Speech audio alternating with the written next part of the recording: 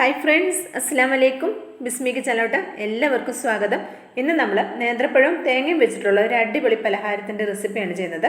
ഇത് നമുക്ക് ബ്രേക്ക്ഫാസ്റ്റ് ആയിട്ട് കഴിക്കാം, അതുപോലെ തന്നെ 4 മണി ചായക്കൊപ്പവും കഴിക്കാവുന്നതാണ്. അപ്പോൾ നമുക്കിത് എങ്ങനെയാണ് തയ്യാറാക്കുന്നത് നോക്കാം. അതിനായിട്ട് ഞാൻ നേന്ത്രപ്പഴം 2 എടുത്തിട്ടുണ്ട്. അത്യാവശ്യം വണ്ണമുള്ള പഴമാണ് എടുത്തിട്ടുള്ളത്. ചെറിയ പഴമൊക്കെ ആണെങ്കിൽ ഒരു 3 എടുക്കാം കേട്ടോ. ഇത് അത്യാവശ്യം വലുപ്പമുള്ള പഴം 2 എടുത്തിട്ടുണ്ട്. ഇത് നമുക്കൊന്ന് 4 കീറിയിട്ട് കട്ട് ചെയ്തെടുക്കാം.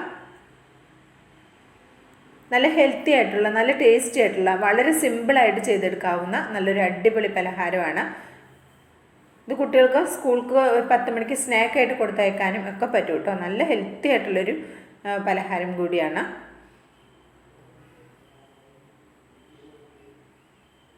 ഇതേപോലെ നമുക്ക് ഈ മറ്റേ നേന്ത്രപ്പഴം കൂടി കട്ട് ചെയ്തെടുക്കാം.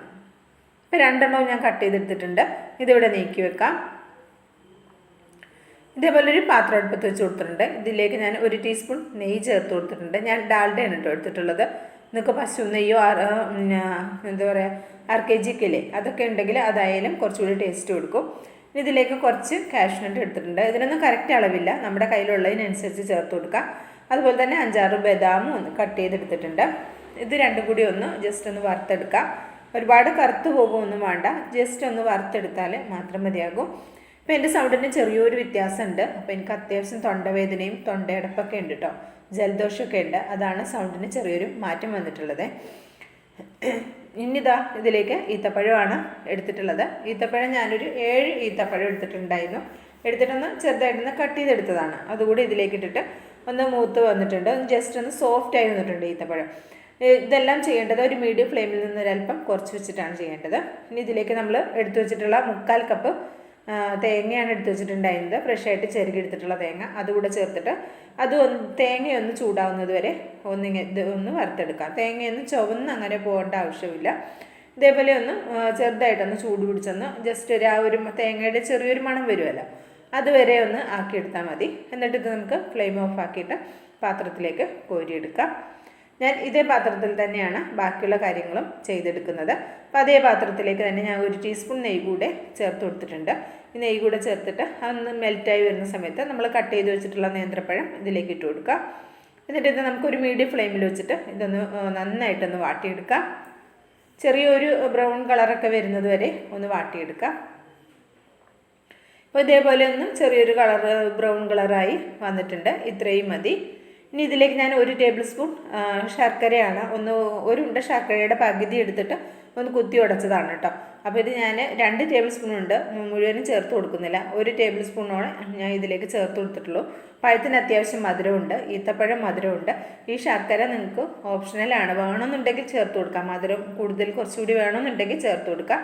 പിന്നെ ഇതിന് പകരം ശർക്കരയ്ക്ക് പകരം നിങ്ങൾക്ക് പഞ്ചസാര മതിയെങ്കിൽ അത് ചേർത്ത് കൊടുക്കാം. ശർക്കര ആകുമ്പോൾ കുറച്ചുകൂടി ഹെൽത്തി ആയിരിക്കും. അതാണ് ഞാൻ ശർക്കര തന്നെ ചേർത്ത് കൊടുത്തത്. ഞാൻ ശർക്കര ഒന്ന് മെൽറ്റായി വരുന്നത് വരെ മാത്രം ജസ്റ്റ് ഒന്ന് ഇങ്ങനെ വഴറ്റി കൊടുക്കുക. ശർക്കരയൊക്കെ ഇപ്പോൾ നേന്ത്രപ്പഴത്തിലേക്ക് നന്നായിട്ട് പിടിച്ചിട്ടുണ്ട്, മെൽറ്റായി വന്നിട്ടുണ്ട്. ഇതിലേക്ക് ഞാനൊരു 2 ടേബിൾ സ്പൂൺ വെളുത്ത എള്ളുണ്ടല്ലോ അതെടുത്തിട്ടുണ്ട്. അപ്പം നിങ്ങളുടെ കയ്യിലുള്ളത് കറുത്ത എള്ളാണെങ്കിൽ അത് ചേർത്ത് കൊടുക്കുക, വെളുത്തതാണെങ്കിൽ ചേർത്ത് കൊടുക്കുക. ഇതൊക്കെ ഓപ്ഷണലാണ്, കയ്യിലുണ്ടെങ്കിൽ മാത്രം ചേർത്ത് കൊടുത്താൽ മതി. ചേർത്ത് കൊടുത്താൽ കുറച്ചുകൂടി കഴിക്കുമ്പോൾ നല്ല ടേസ്റ്റ് ആയിരിക്കും, അത്രേ ഉള്ളൂ കേട്ടോ.